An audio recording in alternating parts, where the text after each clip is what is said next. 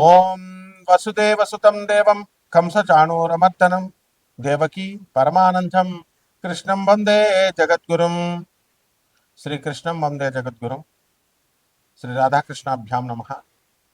అర్జునం వందే జగదేక వీరం. మన గురుదేవులైనటువంటి గోపాల్ రెడ్డి గారు, అలాగే వేణు గారు, మరి మీకు వారు అందరూ కూడా పొదరిల్లు, గుడిగంటలు, అలాగే ప్రస్తుతం తీస్తున్నటువంటి మళ్ళీ సీరియల్లో మీకు అందరికీ కూడా సుపరిచితులే.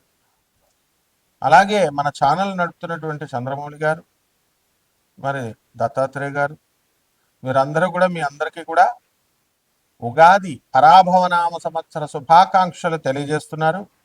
మరి వారందరికీ కూడా వారందరి తరపున, మరి నా తరపున మీ అందరికీ కూడా ఉగాది శుభాకాంక్షలు తెలియజేస్తూ, నరఘోష అనేటటువంటిది ఎంతవరకు మన జీవితాల్లో ప్రభావితం చేస్తుంది అనేటటువంటిది మనం చూద్దాం.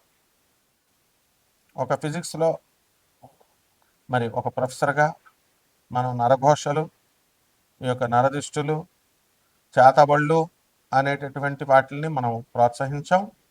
అయినప్పటికీ కూడా ఆధ్యాత్మికంగా, అలాగే పురాణాల్లో, మరి రామాయణంలో ముఖ్యంగా వీటి యొక్క ప్రస్తావన ఉంది. మైరావణుడు, ఈ యొక్క రావణాసురుడి యొక్క సోదరుడు, రామలక్ష్మణులు ఇద్దరిని తీసుకుపోయి పాతాళ లోకంలో చిన్న బొమ్మలుగా చేసి మరి వాళ్ళని బంధించి వాళ్ళిద్దరినీ కూడా పాతాళ లోకంలో నిర్బంధిస్తాడు. తర్వాత ఆంజనేయ స్వామి వారు వెళ్ళి మైరావణుని వధించి తన కొడుకైనటువంటి మకరధ్వజుడి సహాయంతో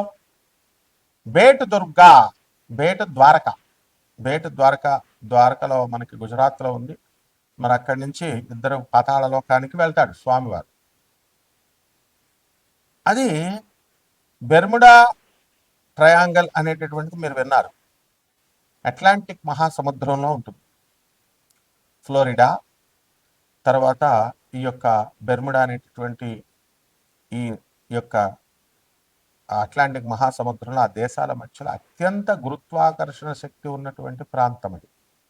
అక్కడికి ఏ ఓడలైతే వెళ్తాయో మరి వార్షిప్స్ అవన్నీ కూడా అదృశ్యమైపోతాయి. ఈ విధంగా జరుగుతున్నటువంటిది ఈ 20th సెంచరీలో కూడా మనకి ఏమిటిది అని చెప్పి దీనిపైన ఇండియన్ గవర్నమెంట్ ఒక కమిషన్ వేస్తుంది. ఇదేంటో ఒక ఆశ్చర్యకరమైనటువంటి సంఘటన. వెళ్ళిన షిప్పులు మాయమైపోతున్నాయి. అసలు దాని గురించి మళ్ళీ పరిశోధన చేయడానికి వెళ్ళిన షిప్ కూడా తిరిగి రాలేదు. వాట్ ఈస్ దిస్ అని చెప్పినప్పుడు ఆ ప్రాంతం మీద జరిగినటువంటి రీసెర్చ్లో ఏం తెలిసిందంటే అక్కడ గురుత్వాకర్షణ శక్తి చాలా అధికంగా ఉంటుంది. అక్కడ మ్యాగ్నెటిక్ నార్త్ పోల్ను చూపించదు కంపాస్, ఒరిజినల్ నార్త్ పోల్ను చూపిస్తుంది. వేవ్స్ కూడా ఎలా ఉంటాయంటే భయంకరంగా ఉంటాయి. సో అక్కడ వెళ్ళినటువంటి ఈ యొక్క వార్షిప్స్కి మనకి ఆ మాయమైపోవడం, ఇలాంటి సంఘటనలన్నీ కూడా చూసి ఇది మిస్టిక్గా, ఆశ్చర్యకరంగా మరి ఏమిటి అనేటటువంటి దాని మీద ఇంతవరకు కూడా క్లారిటీ లేదు. సైంటిఫిక్గా అన్ని ప్రూవ్ కావు. కాబట్టి ఈ యొక్క నరఘోష అనేటటువంటిది మనకి హీరో సుమన్ గారిని మనం తీసుకున్నప్పుడు ఆయన చాలా మేధావి, చాలా మంచివారు. మరి నేను ఒక మహోగ్ర తారగా ఎదిగిపోతున్న రోజుల్లో నా పైన చేతబడి చేయించారు అని చెప్పి ఆయన తన సొంత ఇంటర్వ్యూలో ఆయన స్వయంగా చెప్పడం జరిగింది. అటువంటి మహామేధావి చెప్పినటువంటి ఆయన యొక్క మన ఇంటర్వ్యూని మనం కొట్టి పారేయలేము. మరి దీని అంతటికీ ఏమిటి అంటే నరఘోష, నరదృష్టి. వీళ్ళు ఎక్కడుంటారా నాయన అంటే మన బంధువుల్లో, మన మిత్రుల్లో, మన పక్కన ఉన్నటువంటి వాళ్ళే కాంపిటీటర్స్గా, రైవల్స్గా తీసుకుంటారు, దిష్టి పెడతారు అని ఉంటుంది. దీన్ని అదునుగా తీసుకొని పూనకాలు వచ్చేవాళ్ళు, అంజనం వేస్తామనేటటువంటి వాళ్ళు, పురోహితులు, మంత్రగాళ్ళు, ఇలా కపట బ్రాహ్మణ, కపట జ్యోతిష్కుల, కపట మంత్రగాళ్ళంతా కూడా ఏమని చెప్తారంటే మీ బంధువుల్లోనే ఉన్నారు, మేము పేర్లు చెప్పాం, ఇట్లా ఏదో చెప్తూ ఉంటారు. సో బంధువుల మధ్య గొడవ పెట్టడం, ఇవన్నీ కూడా పేర్లు చెప్పడం వల్ల, వెల్లడించడం వల్ల. ఇవన్నీ పక్కన పెడితే నరదృష్టి అనేటటువంటి వినాయకుల వారి యొక్క ఫోటోలు వస్తున్నాయి, అందరూ ఇంటి ముందు తట్టుకుంటారు. మరి మన గురువుగారు అయినటువంటి శ్రీమాన్ నండూరి శ్రీనివాసరావు గారు కూడా ఆయన ఒక సాఫ్ట్వేర్ ఇంజనీర్గా ఉండి మరి శ్రీ వైష్ణవులై మరి సాక్షాత్తు మా గురువు గారైనటువంటి ఇకిరాల వేదవ్యాస్ గారికి బంధువులై వారు కూడా నాకు ఈ యొక్క నరఘోష నరదృష్టి వల్ల మనందరం కూడా మనం దాని ఎఫెక్ట్ ఉంటుంది అని చెప్పి వారి యొక్క వీడియోల్లో చెప్పడం జరిగింది. ఇవన్నీ ప్రాక్టికల్ విషయాలు. ఇక మనం విషయానికి వచ్చినట్లయితే ఇప్పుడు ఒక మనిషి ఒక కుటుంబంలో నిరుపేద కుటుంబంలో నలుగురు దాయాదులు పెరుగుతారు. ఒక వ్యక్తి తన సొంత ఆలోచనల వల్ల కానీ తన సొంత ప్రతిభతో కానీ తన కష్టంతో కానీ ఎదుగుతాడు. ఎదిగిన తర్వాత ఏం జరుగుతుందండి? అరే మా పెదనాన్న కొడుకు ఎదిగాడు, నేను ఇలాగే ఉండిపోయానని చెప్పి ఎదగినటువంటి వాళ్ళు ఒక రకమైనటువంటి ఒక క్రూర దృష్టితో చూస్తారు. ఆ దృష్టి ఏమవుతుందంటే నరఘోషగా నరుని యొక్క దృష్టికి నాపరాయి కూడా పగిలిపోతుంది అనేటటువంటి సామెత ఊరికినే రాదు కదా, నిప్పులేందే పొగ రాదు కదా.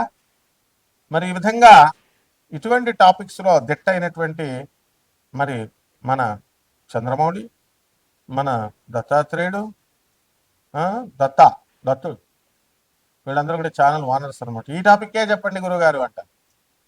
కాబట్టి మేము సైన్స్ ప్రొఫెసర్లను అయినా మరి ఆధ్యాత్మికవేత్తలమైనా ఎటువంటి ఎంకరేజ్ చేయకూడదైనా అన్నా సరే కూడా ఇవి ఉన్నాయి కాబట్టి చెప్పండి గురుగారు, మిగతా పంతులు గారు చెప్తున్నారు అని చెప్తారు, సహజమే.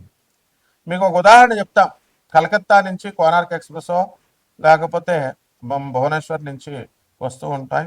మేము అస్తమానం కలకత్తా మా గురుదేవులైనటువంటి ప్రభాత్ రంజన్ సర్కార్ గారి యొక్క హెడ్ క్వార్టర్స్ ఆనంద్ మార్గ్ ఆశ్రమం ఇంటర్నేషనల్ కోఆర్డినేటర్ నేను, అలాగే రిప్రజెంటేటివ్ గురువు నేను. మరి వస్తున్నప్పుడు మా గురుగారి దగ్గర పసి వయసు నుంచి మేము పెరిగాం. అక్కడి నుంచి వస్తున్నప్పుడు ఒక సంఘటన నేను అబ్జర్వ్ చేశాను. కలకత్తా నుంచి హైదరాబాద్ రావడానికి 36 గంటలు పడుతుంది. కుంభరాశి, ఈ కుంభరాశి వారికి దాస నారాయణరావు గారు పుట్టారండి. ఇందులో లావుగా ఉన్న వాళ్ళంతా కూడా ఈ కుంభరాశిలోకి వచ్చేస్తారు. వీళ్ళంతా అదృష్టవంతులే లేరు. మరి ధనస్థానంలో ఉన్నటువంటి గురుడు, ధనకారకుడు గురుడు, ధనస్థానము గురుడు, లాభాధిపతి గురుడు, ఈ విధంగా. అయితే వీళ్ళందరికీ కూడా నరఘోష తగలదా అంటే నరఘోష తగులుతుంది. మరి ఈ యొక్క కుంభరాశి వారికి గురుడు 5వ ఇంట్లో ఉన్నాడు కాబట్టి సంతానం లేనటువంటి వాళ్ళందరికీ కూడా సంతానం కలుగుతుంది. 2 జూన్ 2026 సంవత్సరం వరకు కూడా వద్దంటే సంతానం, అసలే ఉద్యోగాలు లేక ఏడుస్తుంటే జనాలు ఎక్కువైపోయారు. కాంపిటీషన్ విపరీతంగా ఉంది. కాలేజీల్లో సీట్లు తక్కువ, జనాభాలు ఎక్కువ, ప్రతి వృత్తిలోనూ కాంపిటీషన్. మరి ఈ టైంలో మన గౌరవనీయమైనటువంటి ఆంధ్రప్రదేశ్ ముఖ్యమంత్రి వర్యులు మా గురుదేవులైనటువంటి చంద్రబాబు నాయుడు గారు ఇంకా కనండి, మూడో పిల్లలు కనండి, 25,000 ఇస్తాం, ఆంధ్రప్రదేశ్ పాలసీ, గవర్నమెంట్ పాలసీ అంటే ఆయన మంచి ఉద్దేశంతో చెప్పారు జనాభాను పెంచాలి. మరి అయితే ఇక్కడ కాంపిటీషన్ ఏమైపోతుంది? సో ఈ రకంగా మనకి ప్రతి చోట కూడా ప్లస్ మైనస్ ఉంటుంది. 25,000 ఇస్తానంటున్నారు. దానికోసమైనా కంటారనుకుంటున్నారా? కంటరు వెళ్ళి జనం మహాముదురు. ఈ యొక్క గురుడు మనకి పంచమ స్థితిగతుడు ఇవ్వడం వల్ల ఐవీఎఫ్లకి వెళ్ళక్కర్లేదండి. మీరంతా కూడా డబ్బులు పాడు చేసుకోవద్దు. మరి ఏ పసర్లో పడితే ఆ పసర్లు, ఏ ఊర్లో పడితే ఆ ఊర్లో ఇస్తానంటే మనందరం కూడా మేకల్లాగా వెళ్ళి నవలేసి వచ్చేస్తున్నాం. కానీ వాడు ఇచ్చేటటువంటి వాడు ఆయుష్ రికగ్నైజ్ అయిందా లేదా, వాడు గవర్నమెంట్ ఆఫ్ ఇండియా రికగ్నైజ్ చేసిందా, ఈ మందు మంచిదా కాదా చూడం మనం. దురాశ దుఃఖమునకు చేటు. కరోనాలో చచ్చిపోయినటువంటి వాళ్ళంతా కూడా ఈ పసర్లను వెళ్ళినటువంటి వాళ్ళే ఎక్కువ మంది ఉన్నారు. కాబట్టి ఇది మనం విజ్ఞానాన్ని పరిగణలోకి తీసుకోవాలి. ఇది నేర్పేవాడు గురుడు 5వ ఇంట్లో ఉన్నప్పుడు. మీ కుంభరాశి వారు మూఢనమ్మకాలతో ఇంతవరకు కూడా ముందుకెళ్ళారు. ఈ సంవత్సరం అంతా కూడా మీరు జూన్ 2, 2026 సంవత్సరం వరకు కూడా స్వామి వివేకానందుడికి వచ్చినటువంటి, గౌతమ బుద్ధుడికి వచ్చినటువంటి విజ్ఞానం మీకు వస్తుంది. ఆ తర్వాత అప్పుల బాధల్లో ఉన్నామండి, ఇళ్ళు అమ్మేశామండి, స్థలాలు అమ్మేశామండి, పనులు లేవండి అని బాధపడేటటువంటి వాళ్ళందరికీ కూడా పనులు వస్తాయి. మీరందరూ కూడా ఏమనుకుంటే అవి సాధించగలుగుతారు. అలాగే కుంభరాశి వారికి జన్మంలో ఉన్నటువంటి రాహుగ్రహ ప్రభావం వలన మిమ్మల్ని మీరే నమ్ముకోవడం చాలా కష్టంగా ఉంటుంది. మొత్తం అరే నేను చేయగలనా చేయలేనా, నేను ఇది సాధించగలనా సాధించలేనా అనేటటువంటి అనుమానాన్ని ఇస్తాడు. రాహు అంటే ఎవరండి? బ్రహ్మయుగం. కలిపురుషుడని అందరూ ఈజీగా చెప్పేస్తారు. కలిపురుషుడు దుర్యోధన సార్వభౌముడే కలిపురుషుడిగా పుట్టాడు. శ్రీకృష్ణుడిని చూసి ఒక్క ఇంచు కూడా వాడు భయపడలేదు. యూజ్లెస్ ఫెలో దుర్యోధనుడు. వాణ్ణి పట్టుకొని దుష్ట చతుష్టయమైనటువంటి వాళ్ళు వదిలేసేయండి. శకుని, కర్ణుడు వీళ్ళంతా కూడా. భీష్మాచార్యుడికి బుద్ధి లేదా? గంగాసుతుడు, ద్రోణాచార్యుడికి బుద్ధి లేదా?